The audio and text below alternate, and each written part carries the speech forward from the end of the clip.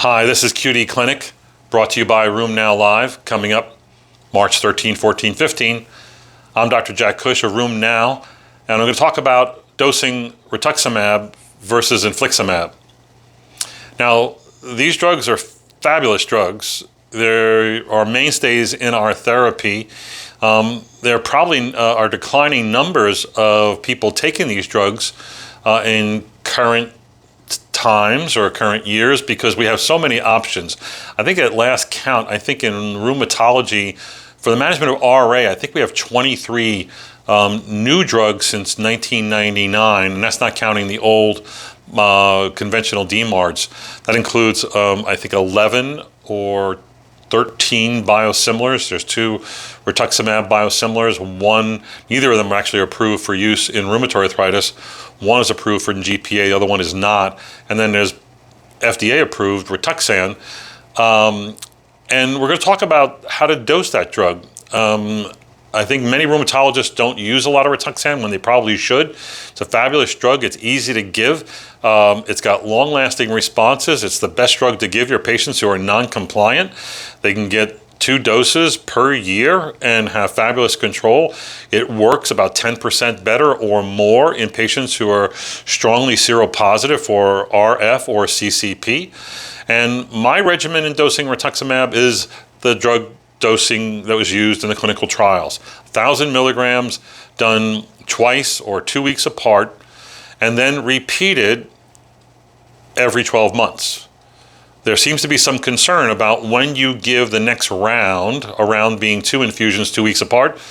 I do it every 12 months because I have found that when patients respond great to Rituximab, they drop their B cell counts, their CD19 B cell counts, and they go to 0 for 6 months, and then they creep up between month 6 and 12, and then they're going to need it again at month 12 as far as clinical efficacy.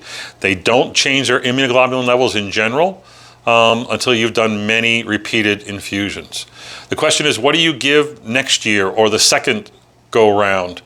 There are some rheumatologists that do this every 6 months. I think if you got to give Rituximab every 6 months, you shouldn't be giving Rituximab.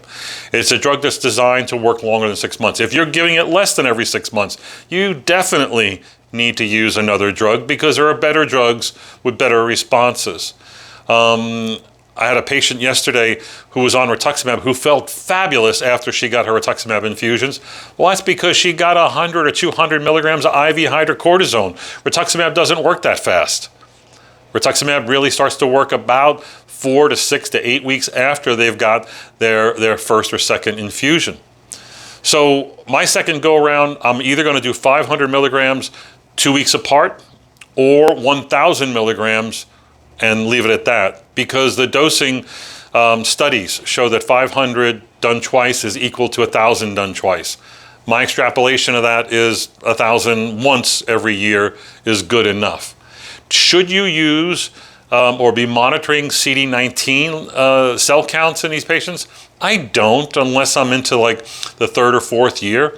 I don't do serum immunoglobulin levels prior to infusions. I know they're going to go to 0 after the infusions.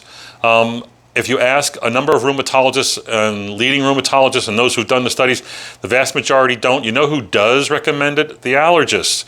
Our friends who are board certified in allergy, Artie Kavanaugh, Bing Bingham, Anna Postolova, who gave a great lecture on this at RWCS last week, they all measure it, figuring that it's going to help them make some decisions about whether they need to worry about those immunoglobulin levels as far as infectious risk going forward. Turns out that it's a low frequency event. It's only seen with many infusions. It's not a bad thing to measure them. I just don't think I do them all the time. Have my friends changed my mind? Not quite yet. What about Remicade?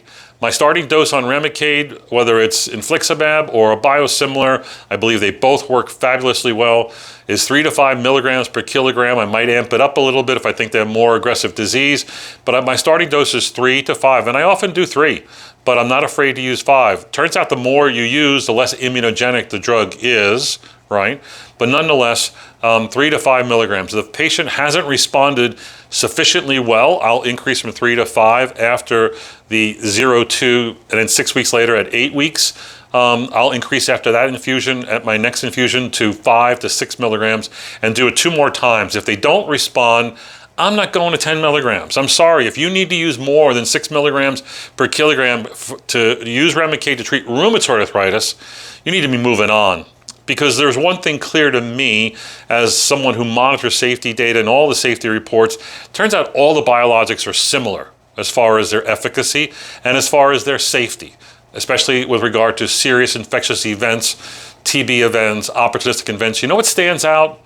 Remicade. All the time, Remicade stands out as the bad player with the worst event rates, and that's because of people who are escalating the dose. It's not people on 3 milligrams per kilogram who are getting in trouble with Remicade. It's the 10 milligrams per kilogram who get in trouble.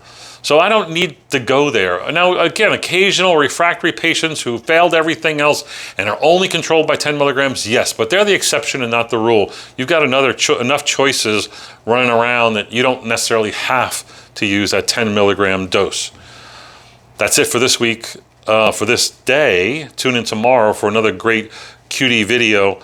Let me tell you about our STEP or TED Talks that we're going to have. We have this fabulous session on Saturday morning. Masters of the EU, our international experts, The Future of Rheumatology by Gerd Burmester. 10-15 minutes crisp. Lord knows what he's going to say. Are we doing this right? Robert Landaway, a real thought leader in the EU on RA, and the master of T2T, Treat the Target, Joseph Smolin's going to say, after 10 years of T2T, is this still a good idea, and are we getting it right? You really need to tune in and be there for this. Tune in tomorrow for QD Clinic.